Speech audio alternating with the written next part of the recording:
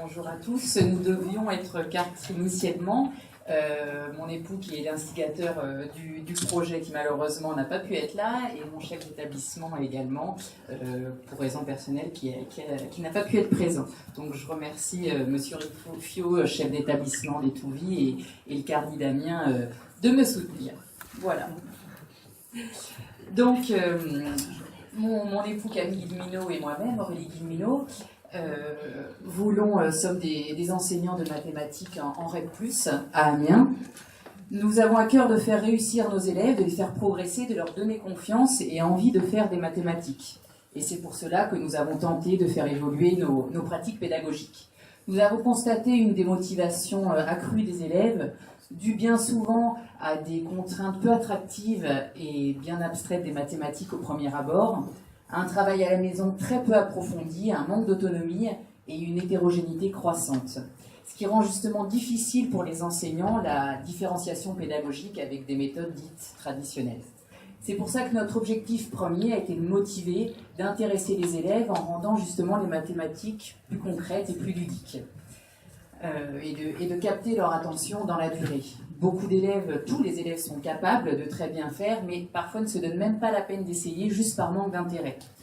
C'est pour cela que nous avons été à l'intérieur de leur univers, de ce qu'ils aimaient, à savoir leurs films, leurs séries télévisées, leurs jeux vidéo préférés. On a essayé de construire les mathématiques tout autour.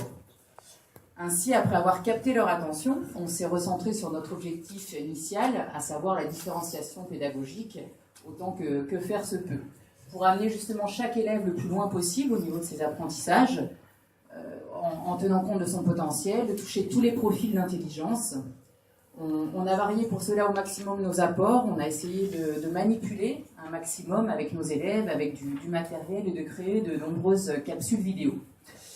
On a également conçu des QR codes dans mon cours afin de réexpliquer certaines notions. Il peut s'agir d'un schéma, d'une explication, d'un exemple détaillé ou commenté, ou d'une explication sur un outil mathématique tel que Scratch ou la calculatrice. On a également conçu des QR codes pour retravailler le cours à la maison. C'est très utile aux élèves, d'autant plus lorsqu'ils sont absents. Et ça peut être également un gros atout pour les parents qui voudraient soutenir leurs enfants, justement, en réécoutant les cours et les méthodes de l'enseignant, autant de fois qu'ils le veulent, en fait. On a également utilisé des QR codes dans nos devoirs maison. Effectivement, chaque élève n'a pas forcément le même nombre de QR codes. Et ça permet que tous les élèves rendent des devoirs à la maison, qu'ils ne se découragent pas, qu'ils n'abandonnent pas, et qu'ils ne nous rendent plus copie blanche, justement. Et enfin, nous avons utilisé des QR codes pour les tâches complexes. Effectivement, c'est un exercice très difficile pour les élèves. Ils ne savent pas bien comment commencer.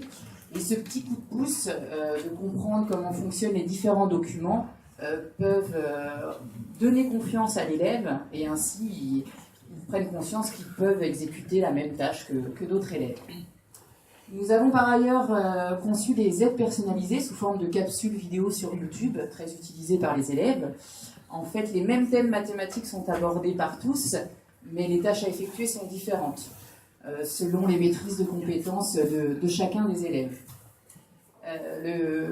Le but de ces capsules vidéo, c'est une aventure en fait différente à chaque capsule. Ils peuvent être dans la peau d'un super-héros lorsqu'on va travailler sur les symétries, ou encore d'un expert qui va résoudre une énigme policière lorsque l'on travaille sur la proportionnalité, etc. Donc des rappels de cours, des aides de méthodologie sont données sous forme interactive, et en fait l'élève va construire son propre parcours. Il va ne pas prendre les mêmes aides que son voisin. Il va aller à son propre rythme et ainsi le parcours va être individualisé au maximum.